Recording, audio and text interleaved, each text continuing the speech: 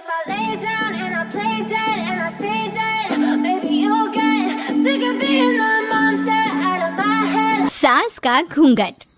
ये है देविका। देविका पढ़ी लिखी और मॉडर्न लड़की है, लेकिन उसकी शादी ऐसे परिवार में हुई है जो गांव में रहता है। भले ही ये 21वीं सदी है, लेकिन देविका की ससुराल वालों की सोच वो तो 18वीं सदी से आगे बढ़ी ही नहीं। आइए जानते हैं क्या होगा जब शहर की पढ़ी लिखी और मॉडर्न लड़की फंस जाएगी संकीर्ण मानसिकता वाले माहौल में।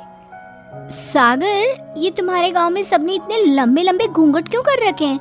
और ये सब मुझे इतना घूर घूर कर क्यों देख रहे हैं? अरे यार, तुम भी घूंघट कर लो ना, इसीलिए तो देख रहे हैं सब तुम्हें। कम ऑन सागर, मैं घूंघट नहीं कर सकती। तुम्हें पता है ना मैं कौन हूँ। लेकिन देविका, मेरे पिताजी, चाचा जी, बड़े भैया और जीजा जी ने तुम्हें बिना घूंघट के देख लिया ना तो बहुत गुस्सा होंगे और न जाने कौन कौन से फरमान सुनाएंगे। घर चलो, देखा जाएगा जो होगा। सागर देविका से कई बार कहता है कि वो घूंघट कर ले, लेकिन देविका सागर की नहीं सुनती और अपने ससुराल के दरवाजे पर पहुंच जाती है। जब देविका वहां पहुंचती है तो देखती है कि उसकी सास बिमला, चाची सास कम्मो और जेठानी सुजाता ने लंबा सा घूंघट कर रखा था, पर उनकी ननद वीना ने घूंघट नहीं किया हुआ था। लेकिन हाँ, उसने सर पर सलीकी के साथ दुपट्टा जरूर ओढ़ा हुआ था। सागर अपनी पत्नी को सबसे मिलवा रहा होता है, तभी सागर के पिता जोगिंदर बोलते हैं, सागर, तूने बहू को इस घर के तौर तरीके नहीं समझा। हमारे घर की औरतें बिना घूंघट के किसी पराये मर्द के सामने नहीं आती और तू इसे ऐसे ही ले आया। पिताजी, मैं समझा दूंगा। वो नई नई शहर से आई है ना, इसलिए उसे पता नहीं है।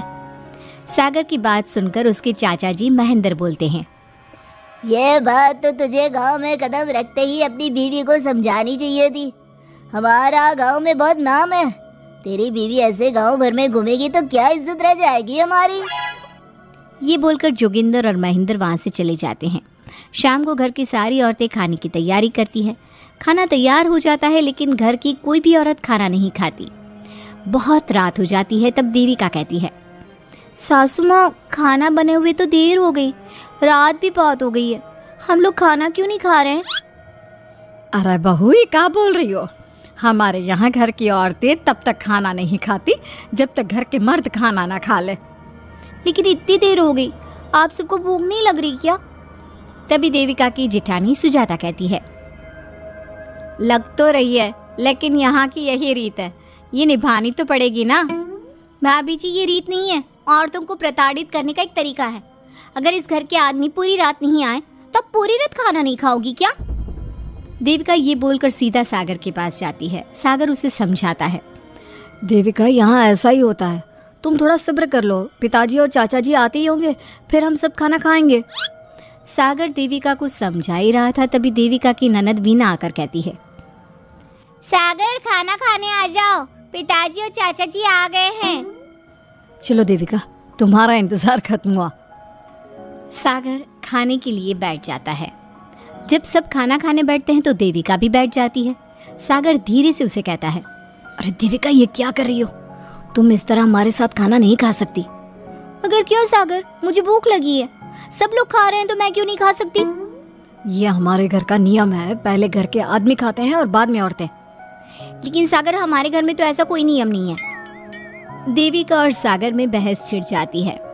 तब सागर का बड़ा भाई कहता है, सागर, तेरी बीवी को एक बार में समझ में नहीं आता क्या कि इस घर की औरतें मर्दों के खाना खाने के बाद ही खाना खा सकती है? भैया, मैं देविका को यही समझा रहा था। मुझे तो लग रहा है कि इसके दिमाग में कोई बात ही नहीं बैठती एक बार में। भैया, मेरे दिमाग में बात तब बैठेगी ना जब आपकी बात कोई ढंग की होगी। अरे आखिर क्यों घर की औरतों को आप लोगों की बात खाना मिलेगा? हाँ, अब से पहले घर की किसी औरत ने घर की किसी मर्द से इस लहजे में बात नहीं की थी, इसलिए वो सब देविका की बात सुनकर हैरान रह गए। तभी सागर की जीजा और वीना के पति कल्याण जी कहते हैं, ये क्या है सागर, इस घर की दीवारों को औरतों की इतनी ऊंची आवाज सुनने की आदत नहीं है। अपनी बीवी को बोल जरा होश से काम ले और चुपचाप चली जाए। क्यों चली जाऊं मैं चुपचाप? इस घर की औरतें आपकी हर बात बर्दाश्त कर लेंगी, लेकिन मैं शहर की पढ़ी लिखी लड़की हूँ। आपकी कोई भी फालतू के रीति रिवाज मैं नहीं बर्दाश्त करने वाली। इस तरह देविका ने सारे घर की औरतों के लिए मिसाल पैदा कर दी। जोगिंदर के घर में पहली बार किसी महिला ने विरोध का स्वर उठाया है। ये बात घर के किसी मर्द को बर्दाश्त नहीं हो रही है। तभी जोगिंदर कहता है, महेंद्र, मोहन, इस बेशर्म लड़की को कमरे में बंद कर दो और आज इसे कोई खाना नहीं देगा। अगर किसी ने इसे खाना दिया तो मैं उसे जिंदा नहीं छोड़ूंगा। महेंद्र और मोहन उसे कमरे में बंद कर देते हैं और उसे खाना भी नहीं देते। रात के 3 बज जाते हैं। भूख की वजह से देविका को नींद भी नहीं आती। तभी उसे कुछ महसूस होता है। ऐसा लग रहा है कोई दरवाज़ा खोल रहा है, लेकिन इतनी रात को कौन हो सकता है? कहीं सागर तो नहीं? देविका उम्मीद भरी नजरों से दरवाजे की तरफ देखती है, लेकिन दरवाजा खोलने वाला सागर नहीं बल्कि विमला और कम्मो है। माँ जी, चाची जी, आप दोनों? बहू, ये ले, हम तेरे लिए खाना लाए हैं, खा ले। और ये बात ना तो किसी को बताना मत कि हमने तुझे खाना दिया है, नहीं तो हमारे मर्द मार मार कर हमारा बुरा हाल कर देंगे। माँ जी, आप यहाँ इतना घुट घुट कर क्यों रहती हो? देविका, अब तू भी इस घर की बहू है, तू भी हमारी तरह रहना सीख ले। इस घर के कायदे कानून अपना ले। इस घर के मर्द तो कभी बदलने वाले हैं नहीं बहू, तो तू ही बदल ले अपने आप को। माँ जी, बदलाव अच्छे के लिए हो तो हमें बदलना चाहिए। बेकार और बेतुकी की बातों का तो विरोध करना चाहिए। दोनों ने देविका को समझाने की कोशिश की, लेकिन देविका ने उल्टा उन्हें ही समझा दिया। इसी तरह एक दिन देविका किसी बात पर जोर जोर से हंस रही थी। तभी देविका की सास विमला ने उसे टोकते हुए कहा, अरे बहू, तू इतनी जोर जोर से क्यों हंस रही है? हमारे घर की औरत इतनी जोर जोर से नहीं हंसती। विमला अपनी बहू को समझा रही थी कि तभी महेंद्र बोलता है, अरे कम्मो, कौन है ये औरत जो बेशर्मों की तरह जोर जोर से हंस रही है? तभी कम्मो और देविका बाहर आ जाती हैं। जी वो मैं हंस रही थी चाचा जी। अब आप लोग हंसने पर भी पाबंदी लगाओगे क्या? तुम जैसी बदतमीज लड़कियों से मैं बात नहीं करना चाहता, लेकिन कान खोलकर सुन लो, इस घर की औरतें इतना जोर जोर से नहीं हंसती। और हाँ, तुम्हें पहले ही बता चुके हैं कि इस घर की दीवारों को औरतों की तेज आवाज सुनने की आदत नहीं है।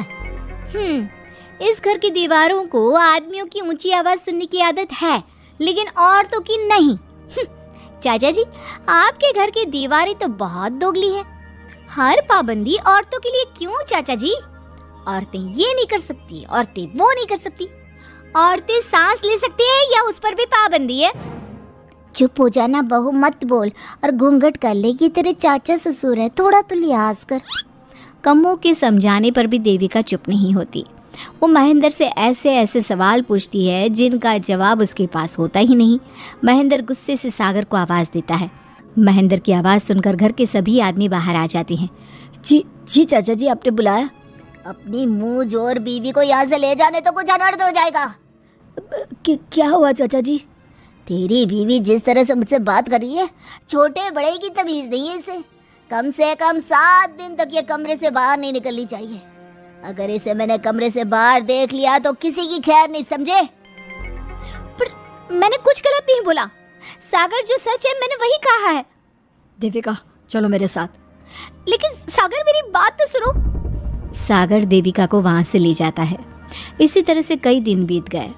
अब देविका अपने ससुराल में हर गलत बात का विरोध करने लगी, लेकिन जितना ज्यादा वो विरोध करती, उसके ससुराल वाले उस पर उतना ही ज्यादा अत्याचार करते।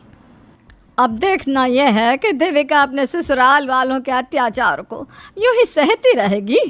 क्या उसके ससुराल में घूंघट में औरतों का दम इसी तरह घुटता रहेगा? अगर आप इन सवालों के जवाब जानना चाहते हैं ना, तो हमें कमेंट करके ज़रूर बताइएगा। और हमारी स्टोरी को लाइक, शेयर और चैनल को सब्सक्राइब करना ना भूलें।